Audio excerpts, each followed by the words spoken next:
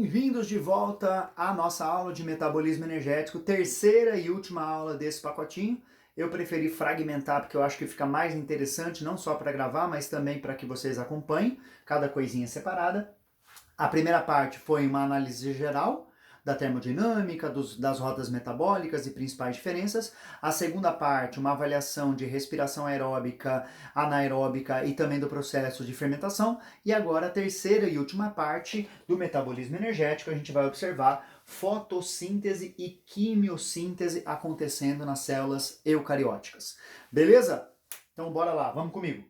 Fotossíntese e quimiossíntese. A gente tem aqui aquela imagem que eu coloquei no começo, de uma planta representando para a gente um eucarioto autotrófico, fazendo ali o processo de fotossíntese quando recebe a luz solar e fazendo o processo de respiração o tempo todo, nas 24 horas do dia, tá? E aí a fotossíntese tem que ser suficientemente grande para a atividade bioquímica durante o dia e também durante todo o período noturno sem energia solar, para que então a respiração e o crescimento da planta sejam sustentados. Bora lá!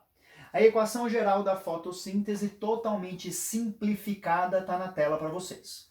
Então, o que a gente tem como reagentes e produtos da fotossíntese? É ao contrário da respiração. A respiração seria glicose mais oxigênio mais água, apontando para cima, liberando gás carbônico e água. Na fotossíntese, a gente vai colocar gás carbônico e água, gerando glicose, oxigênio e a água também. Eu não posso cortar essa água daqui com essa água daqui. Por quê? Prometi que ia te explicar então neste momento, então bora lá para essa explicação. Quando você faz esta avaliação agora da fotossíntese, trocando a água pelo gás sulfídrico, olha só, gás carbônico mais H2S gera o que pra gente? Continua gerando glicose sem nenhuma modificação, continua gerando água como produto sem nenhuma modificação e agora está gerando o enxofre, que está ali ó, na forma de S2. Você viu o que aconteceu? Desta equação para essa, ó, H2O gerando oxigênio e o H2S gerando S2. O que isso significa? Isso significa o seguinte, que quando a gente está utilizando o processo de fotossíntese, vamos colocar então agora o balanceamento para ficar melhor. Ó, eu vou gastar 6 oxigênios e 12 águas para gerar uma glicose. Então, 1 mol de glicose depende de 6 mols de CO2, 6 mols do dióxido de carbono lá, 12 mols de água, gerando 6 mols de oxigênio e 6 mols de água. De novo, não pode simplificar essa água daqui com essa água daqui. Por quê? Deixa eu colocar coloridinho para vocês para ver se melhora a compreensão. Então, esse oxigênio do dióxido de carbono, do CO2, ele tem quais destinos? Olha lá, primeiro destino dele, ele vai fazer parte da molécula de glicose. Mas percebam que cada carbono traz 2 oxigênios, no caso do CO2.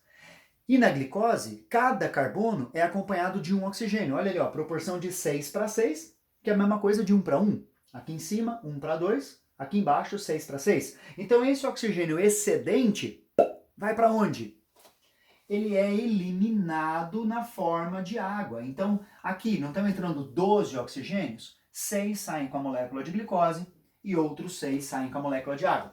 Para onde vai o oxigênio da água, então, que a planta absorveu lá na raiz? O oxigênio que a planta absorveu na raiz, da água, vai agora ser liberado na forma de oxigênio atmosférico. Várias questões de vestibular trazem essa dúvida para vocês. De onde vem o oxigênio que eu respiro? Então é verdade dizer que a planta transforma o CO2 em oxigênio atmosférico? Não, não é verdade.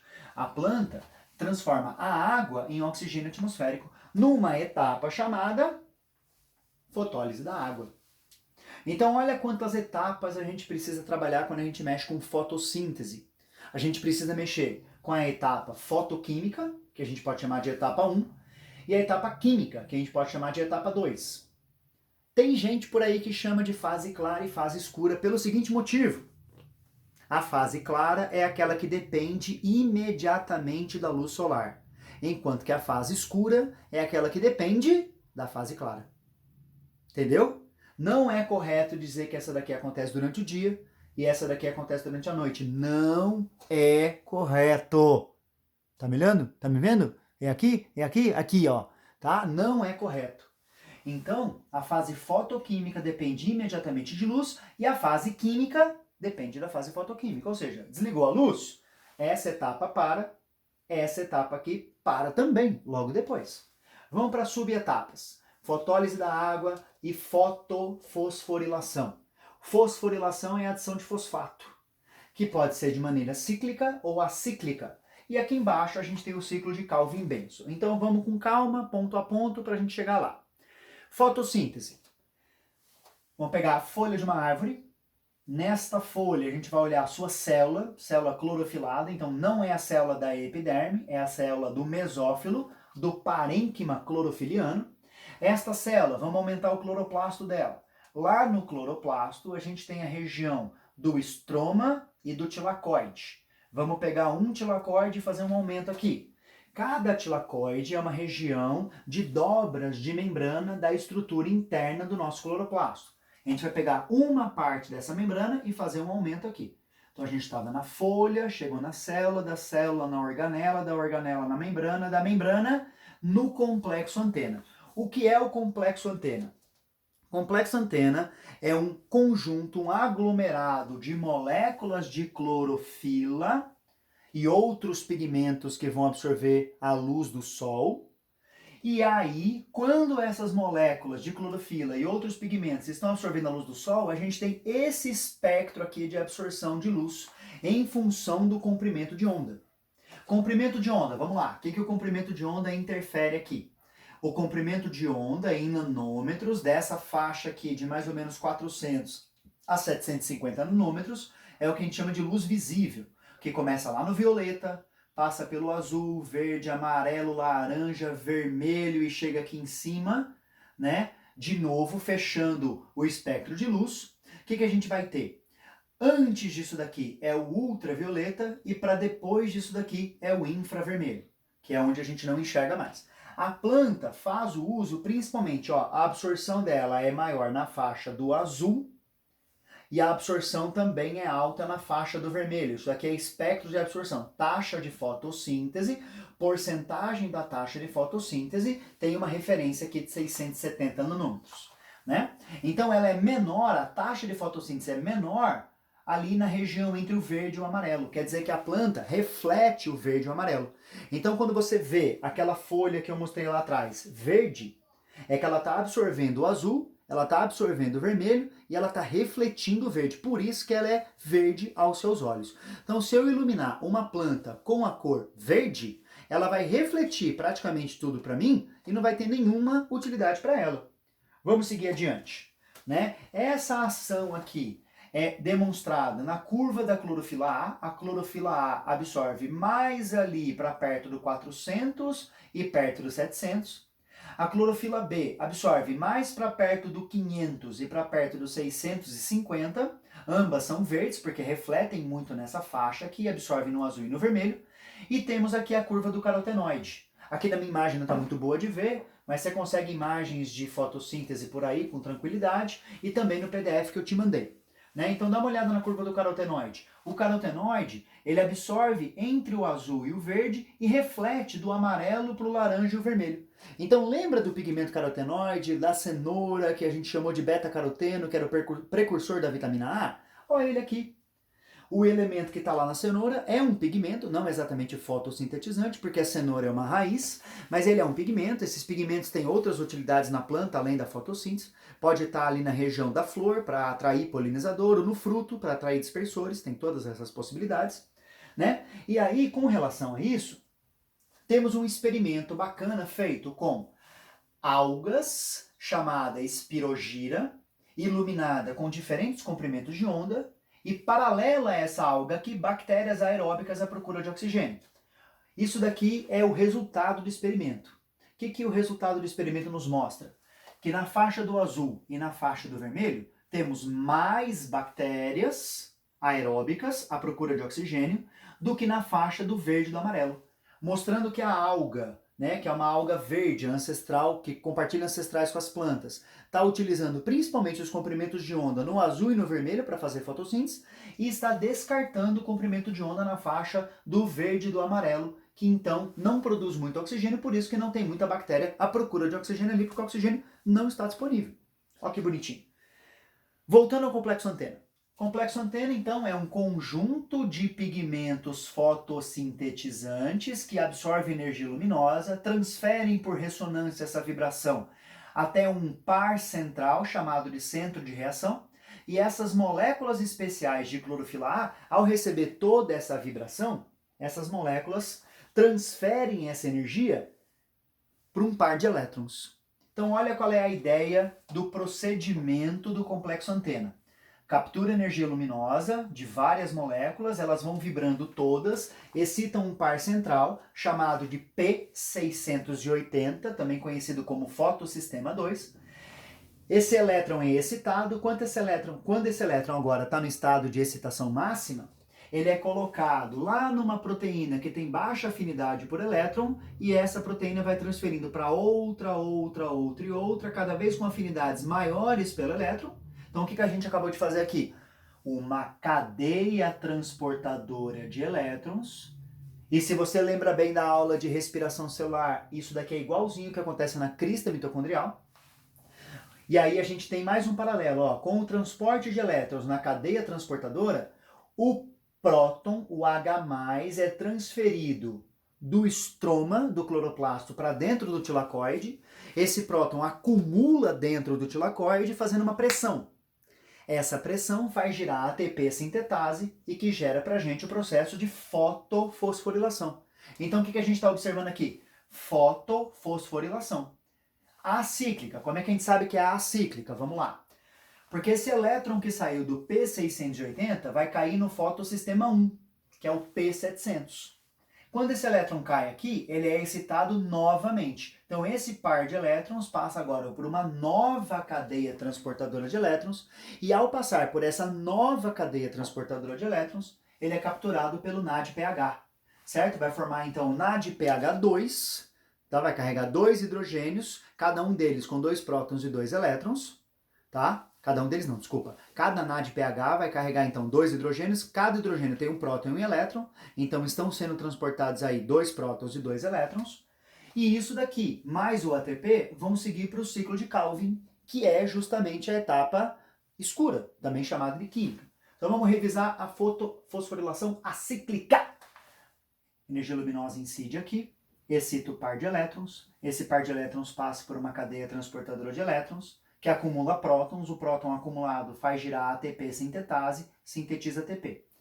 Esse ATP já vai direto para o ciclo de Calvin, e esta minha moléculazinha aqui, né, de P700, recebe aquele par de elétrons, esse par de elétrons é excitado novamente, e vai agora ser capturado por uma nicotinamina adenosina de nucleotídeo fosfato, né, derivado daquela que eu chamei de vitamina na aula de vitaminas, né, da nicotinamida, formando aqui um transportador de prótons e elétrons para o ciclo de Calvin. E aí, como esse elétron está sendo transportado e jogado fora, olha como é que ele é reposto. A molécula de água é quebrada, acumula prótons no interior do tilacoide, libera o oxigênio para a atmosfera, lembra que eu falei que era a água que liberava o oxigênio para a atmosfera? Maravilha. E repõe os elétrons. Então, repositor de elétrons para a atividade acíclica, temos a molécula de água. No processo cíclico, eu não preciso repor elétron, porque o processo é cíclico, e ele envolve só o fotossistema 1. Esses números 1 e 2 é a ordem de descoberta, tá? O fotossistema 1 foi descoberto primeiro, o fotossistema 2 foi descoberto depois, mas na atividade acíclica dá para perceber que primeiro é o fotossistema 2, depois é o fotossistema 1. Tá, deixa eu parar de enrolar. O P700, então, tem o seu par de elétrons excitado, passa por um conjunto de proteínas transportadoras de elétrons, que acumula próton entre, né, o espaço do estroma e o interior do tilacoide. Esses prótons acumulados no interior do tilacoide geram uma DDP. Essa DDP faz girar a ATP sintetase, então, de novo, eu tenho uma fotofosforilação.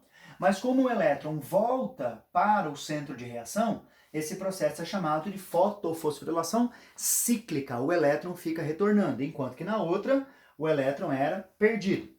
Vamos dar uma olhada agora, de novo, com carinho nesse negócio de síntese de ATP. Então bora lá. A gente tem aqui o fotossistema 2, a gente tem aqui o fotossistema 1. Então isso daqui é o processo de fotofosforilação acíclico. Energia luminosa incide aqui, excita o elétron excitado é transportado por uma cadeia transportadora. Essa cadeia transportadora acumula prótons, e esses prótons serão acumulados aqui também, quando for excitado novamente no fotossistema 1. Prótons acumulados geram uma pressão em cima do complexo ATP sintetase. Esse complexo ATP sintetase agora, com esse excesso de prótons, gira, e ao girar, ele literalmente, faz ali colidir um adenosina difosfato com um fosfato inorgânico, gerando o trifosfato de adenosina. E aquele elétron é capturado pelo NADP. Esse mesmo NADP vai capturar os prótons e vai constituir o NADPH. Então, o que são produtos da etapa clara da etapa fotoquímica? Produtos da etapa clara, etapa fotoquímica, estão aqui, ó. ATPs, derivados da fotofosforilação cíclica, mais ATPs, derivados da fotofosforilação acíclica, e agora NADPH, derivado do processo também de fotofosforilação acíclica. E isso daqui que está mostrado é o ciclo de Calvin, ou Calvin-Benson, porque tem um codescobridor, um codescritor deste ciclo, também chamado de etapa escura ou etapa química, simplesmente. Então vamos passar adiante. Quando eu tenho a entrada desses elementos todos aqui, ao mesmo tempo eu tenho a entrada do dióxido de carbono, do CO2. O CO2 entra aqui, reage com as moléculas do próprio ciclo de Calvin, também chamado de ciclo das pentoses, e quando ele se junta aqui, forma-se um elemento de 6 carbonos. Lembra que era uma pentose, o ciclo das pentoses? Quando ele recebe uma molécula que tem um carbono, forma-se uma hexose, mas não está pronta a glicose ainda. Vamos ler com calma. 3 moléculas de CO2 reagem com 3 moléculas de 5 carbonos, que são as RuBP, a ribulose 1,5-bifosfato, e formam moléculas intermediárias instáveis de 6 carbonos. Essa é a etapa de número 1, chamada de fixação do carbono. Esse carbono veio do estômato. O estômato está aberto, tá? Esse CO2 vem da atmosfera, reage aqui e forma moléculas de fosfoglicerato, que tem 3 carbonos cada. Esse fosfoglicerato vai receber energia do ATP e vai ser convertido em moléculas de 1,3 bifosfoglicerato. Essas moléculas de bifosfoglicerato recebem agora os hidrogênios do NADPH. Esse NADPH entrou reduzido, saiu oxidado, então essa é uma atividade de redução, porque oxidou esta coenzima, e forma a molécula de gliceraldeído 3-fosfato. 6 moléculas de gliceraldeído 3-fosfato. Destas 6 moléculas de gliceraldeído 3-fosfato, que tem 3 carbonos cada, olha que legal. Uma molécula é perdida, que eu sinalizei aqui com essa setinha, chamada de gliceraldeído 3-fosfato, é uma molécula de 3 carbonos, e as outras 5 moléculas aqui são regeneradas com a ação desse ATP, e voltam a compor 3 moléculas com 5 carbonos cada. Eram 5 moléculas com 3 carbonos, 15 carbonos ao todo, e aqui são 3 moléculas com 5 carbonos cada, então 15 carbonos ao todo, tá bonitinho. O que vai acontecer com essa uma molécula de gliceraldeído 3-fosfato? Bom, 2 coisas podem acontecer principais. Primeira, essa molécula sai da estrutura do cloroplasto e no citosol ela se junta com outra e vai acabar formando as hexoses. Essas hexoses provavelmente vão se compor em 2 estruturas, vão formar disacarídeos, dando origem agora à sacarose. Então vai formar de um lado uma glicose com 2 gliceraldeído 3-fosfato, vai formar uma frutose com outros 2 gliceraldeídos 3-fosfato e então vai formar uma sacarose, um disacarídeo. Beleza? Formado esse disacarídeo, beleza, a planta vai utilizar, tá tudo legal e tal. Se de repente essa planta não tiver com drenos ativos, ela tiver, por exemplo, no inverno, ou então ela não tiver frutos, ou não tiver para onde derivar essa energia, esses elementos ficam acumulados no interior do tilacoide e vão acabar formando, aliás, no interior do cloroplasto, e vão acabar formando grânulos de amido. Tá? Esses grânulos de amido, então, vão formar a reserva da planta, dentro do cloroplasto. E esse cloroplasto, inclusive, vai parar de ser chamado de cloroplasto, vai começar a formar agora uma organela de reserva, que é o amiloplasto. Beleza? Agora eu preciso falar de uma outra coisa para vocês, que é o processo de fotorrespiração. Para explicar a fotorrespiração, eu vou dar uma repassada em toda a fotossíntese, que eu sei que não é fácil, mas é importante a gente repassar aqui então. Ó, a luz incide sobre os centros de reação que estão na membrana do tilacoide. Isso promove a liberação do oxigênio para a atmosfera, o acúmulo de prótons no interior do tilacoide, o transporte de elétrons. Esses prótons acumulados geram ATP e esses prótons acumulados também geram NADPH. Se tudo der certo, se tudo der certinho, isso vai para a ribulose bifosfato, que é aquela molécula com 5 carbonos, forma naquelas voltas do ciclo de Calvin os elementos com 3 carbonos, que é justamente o que eu estava falando a respeito do gliceraldeído 3-fosfato. E aí, ó, se isso aqui ficar dentro do cloroplasto, forma o amido. Se isso daqui sair do cloroplasto, eu tenho a exportação de carboidratos. Tudo bem? Tudo isso com a entrada do CO2. Mas pode acontecer um processo chamado fotorrespiração. O que desgraça é a fotorrespiração? Fotorrespiração é o seguinte: a enzima que faz tudo isso aqui acontecer chama-se rubisco. A rubisco tem uma afinidade enorme pelo dióxido de carbono para fazer a fixação disso aqui do jeito que eu expliquei no ciclo de Calvin-Benson. Só que a rubisco tem uma pequena afinidade pelo oxigênio. Se a rubisco entrar em contato com o oxigênio, olha o que acontece. Se a rubisco entrar em contato com o oxigênio, ao invés de eu liberar compostos com 3 carbonos, eu libero compostos com 2 carbonos apenas. Esses compostos com 2 carbonos nem configuram a formação de amido, nem configuram a formação de carboidratos que vão para exportação aqui, por exemplo, a sacarose. Então eu perdi essa atividade.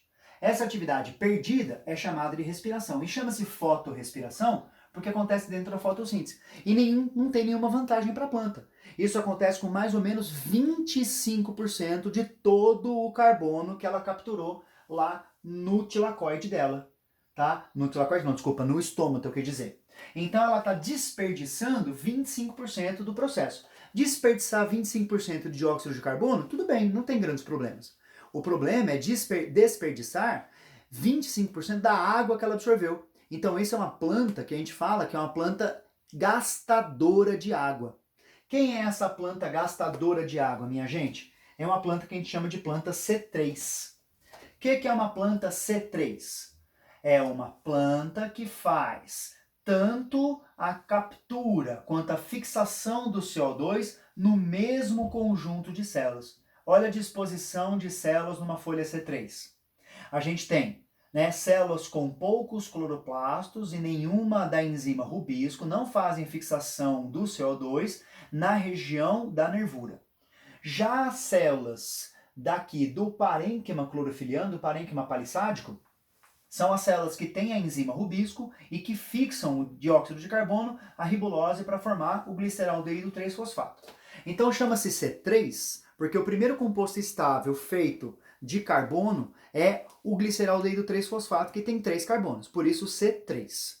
A planta de baixo é uma planta C4. O que a planta C4 tem de vantagem? Olha que legal, a planta C4 praticamente não tem fotorrespiração. Por que ela não tem fotorrespiração? Células da região do mesófilo, do parênquima, tem uma enzima chamada PEP-carboxilase, que é uma fosfenolpiruvato carboxilase, que reage o CO2 com o fosfenolpiruvato para formar o oxaloacetato. Então eu pego o fosfenolpiruvato, que tem 3 carbonos, reajo com o CO2 e forma o oxaloacetato. Então a primeira molécula estável que a planta C4 compõe a partir do CO2 atmosférico que ela capturou foi o oxaloacetato. Então por isso que ela é C4, porque a molécula tem 4 carbonos. Essa molécula aqui, que formou o oxaloacetato, não é a molécula que tem a rubisco. A célula que tem a rubisco é a célula da nervura, da região da bainha. Por que isso está ocorrendo em região diferente? Pelo seguinte motivo. Quando estas células aqui agora da bainha do feixe vascular têm a rubisco para a reação com o CO2, ela não está em contato com o oxigênio atmosférico. Lembra que eu falei que a rubisco tem uma alta afinidade pelo CO2 e uma pequena afinidade pelo oxigênio? Mas pensa na atmosfera. Quanto tem de oxigênio na atmosfera? 21%. Quanto tem de CO2? 0,04%. Então, apesar de ela ter uma pequena afinidade pelo oxigênio, uma alta afinidade pelo CO2, como a atmosfera hoje tem muito mais oxigênio que CO2, eu tenho 25% de perda na fotorrespiração. Então, como é que a planta C4 evita a fotorrespiração?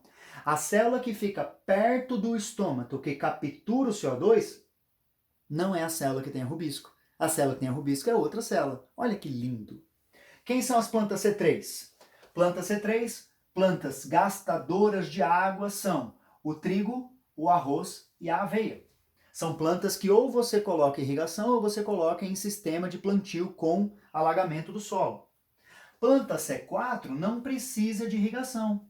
Aqui a gente tem o sorgo, aqui a gente tem a cana, aqui a gente tem o milho. Essas plantas C4 são mais bem adaptadas para ambiente tropical. Por que para ambiente tropical e essas daqui para ambiente temperado?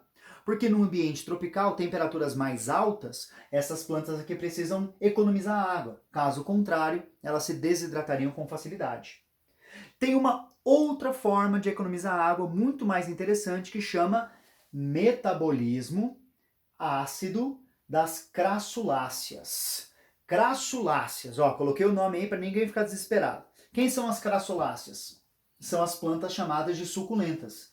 Aqui a gente tem uma figueira da Índia, aqui a gente tem uma flor de maio. Essas plantas suculentas que tem a folha gordinha são as crassuláceas. O que as crassuláceas fazem de interessante? Olha que legal. Vamos comparar a rota C4 com o metabolismo ácido da crassulácea. Uma planta C4 captura o CO2 da atmosfera para um composto de 4 carbonos numa célula e tira desse composto de 4 carbonos o carbono original, recuperando esse composto com 3 carbonos, lançando para o ciclo de Calvin-Benson, que acontece em outra célula. Então é uma separação espacial. Essa separação que acontece na célula C4 evita então que haja fotorrespiração, porque aqui estaria, ó, o oxigênio, porque está vindo da atmosfera. Essa daqui faz uma separação temporal. Como assim temporal? O metabolismo ácido da crassulácea, ela vai abrir o estômago à noite apenas, à noite, que é quando a temperatura é menor, e à noite ela captura o CO2. À noite ela forma um composto com 4 carbonos, que é o oxalacetato. Durante o dia, a enzima retira o dióxido de carbono de dentro desse composto de armazenamento, e aí acaba liberando esse CO2 para o ciclo de Calvin-Benson. Então isso acontece com o estômago fechado. Se acontece com o estômago fechado, não tem oxigênio para concorrer pelo rubisco, então não tem motivo para ocorrer a fotorrespiração. Olha que bonitinho. Então plantas chamadas de crassuláceas evitam o excesso de água perdida porque abrem os seus estômatos à noite, quando a temperatura é menor. Né? Aqui tem a descrição do metabolismo da crassulácea, mostrando o que ela faz de dia. E lembra que eu falei ciclo de fase clara e a fase escura? O ciclo de Calvin-Benson não fazia parte da fase escura, mas ó, ele acontece de dia. Não acontece o ciclo de Calvin à noite. O que acontece à noite? A incorporação do CO2 no ácido málico. Por isso que ela é chamada de metabolismo ácido, porque é o ácido málico que fica armazenado. Que bonitinho. Últimas informações de fotossíntese, últimos slides aqui. A gente já está perto de meia hora de aula, também não quero encher muito o saco de vocês. Influências sobre o processo de fotossíntese. Aqui a gente tem concentração de CO2, certo? Disponível no ambiente versus a capacidade de assimilação do CO2 por plantas C3 e plantas C4. O que a gente está observando? Né? Que as plantas C4 conseguem, com uma menor disponibilidade de CO2, assimilar um valor muito superior. Vamos fixar um valor aqui para a gente comparar. Vamos fixar 20 de concentração ambiental de CO2. Com 20 de concentração ambiental de CO2, uma planta C4 é capaz de assimilar, por exemplo, 50 micromols metro quadrado por segundo, quando comparada com uma planta C3. A planta C3, com os mesmos 20 de concentração ambiental, consegue fixar mais ou menos 20 de CO2 em micromol metro quadrado por segundo, né, em cada uma dessas atividades. Então isso está mostrando que uma planta C4 com baixas concentrações de CO2 ambiental é mais eficiente. Quando eu aumento essa concentração de CO2, perceba, a planta C4 atinge uma saturação, porque ela não consegue fabricar tantas moléculas composto de 4 carbonos, e a planta C3, como faz isso daí direto da rota metabólica da via fotoquímica para a via química, ela acaba ultrapassando, mas precisa de uma concentração muito maior. Outra influência relevante é a temperatura da folha. Temperatura da folha versus também a capacidade de fixação de carbono.